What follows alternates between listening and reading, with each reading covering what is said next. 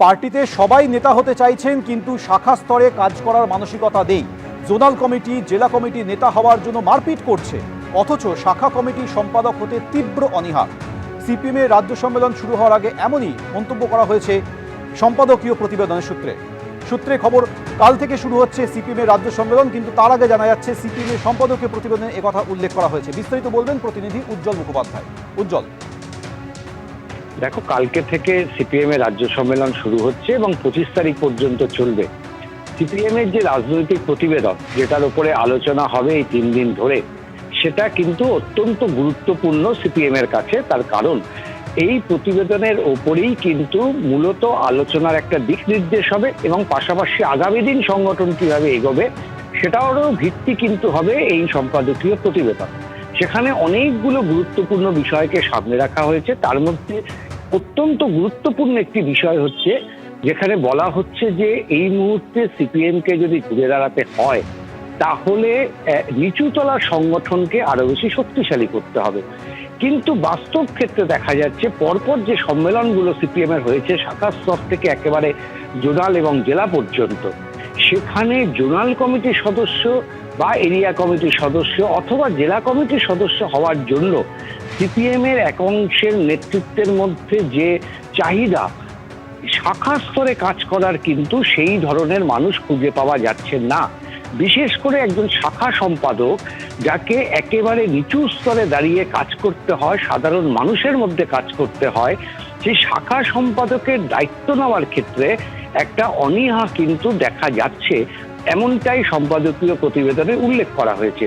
পাশাপাশি এই সম্পাদকীয় প্রতিবেদনে একথাও স্বীকার করা হয়েছে যে গত 2.5 বছরে, অর্থাৎ গত সম্মেলন থেকে এই সম্মেলন পর্যন্ত এই দীর্ঘ সময় প্রায় 25,000-এর মতন সদস্য তারা কিন্তু দলের সঙ্গে বিচ্ছিন্ন হয়েছেন।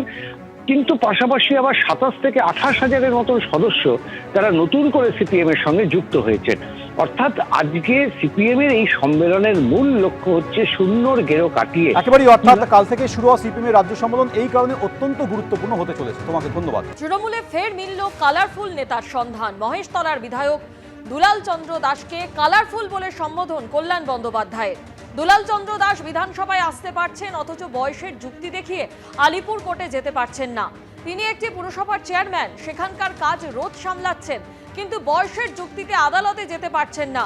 বিস্তারিত জানতে কথা বলবো আমাদের প্রতিনিধি সৌভিক মজুমদারের সঙ্গে। সৌভিক, কল্যাণ বন্দ্যোপাধ্যায় ঠিক কি বললেন আজকে?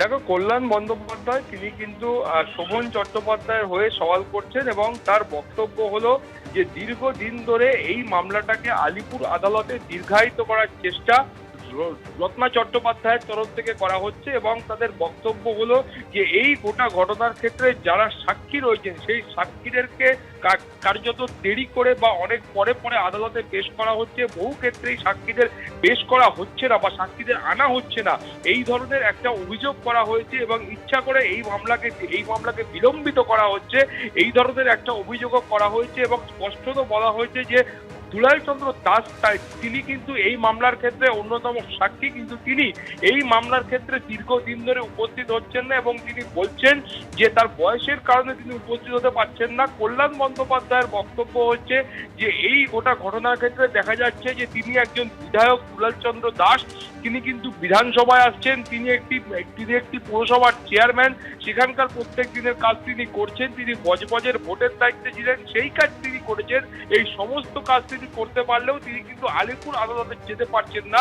ফলে যেটা খুব স্পষ্ট করে অভিযোগ করা হচ্ছে যে এই মামলাটাকে যাতে দীর্ঘদিন টেনে নিয়ে যাওয়া যায় সেই সমস্ত ধরনের চক্রান্ত বা সমস্ত ধরনের পরিকল্পনা করা হচ্ছে এবং এই ধরনের ডিভোর্সের একটা মামলা বা ডিভোর্সের একটা অভিযোগ, সেটা কিন্তু প্রায় 8 বছর ধরে বিচারাধীন রয়েছে এবং সেটা কেন রয়েছে সেটা নিয়েও কিন্তু তারা প্রশ্ন তোলেন। ফলত এই ধরনের সওয়াল জবাবের মধ্যে থেকেই আজকের মধ্যে বিচার প্রক্রিয়া শেষ হয়েছে এবং পরবর্তী দিন আবার কিন্তু অন্যান্য পক্ষে যারা আইনজীবীরা রয়েছে সেই আইনজীবীরা তাদের বক্তব্য পেশ করবেন। ধন্যবাদ সৌভিক।